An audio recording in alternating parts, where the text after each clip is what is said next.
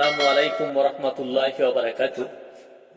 যেখানে দেশের জনগণ না খেয়ে মরে, সেখানে শুধু ব্যাংক খাত থেকে এসালন গ্রুপ পাচার করছে 1,20,000 কোটি টাকা, বেক্সিমকো গ্রুপ 36,000 কোটি টাকা এবং নাসা গ্রুপ 21,000 কোটি টাকা চুরি করেছে।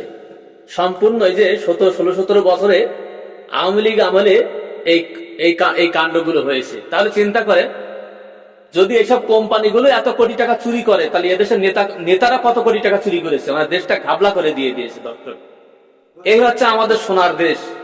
চিন্তা করতে পারছেন একবার, এত হাজার কোটি টাকা চুরি করেছে, এটাকে ভাবা যায়? এরা নাকি আবার দেশ নেত্রী, দেশ নেতা, দেশ মাতা।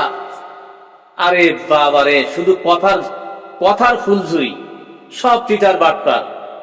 53 বছরে এত পরিমাণ চিটারি হয়েছে, না আসলে বাংলাদেশটা সোনার দেশ।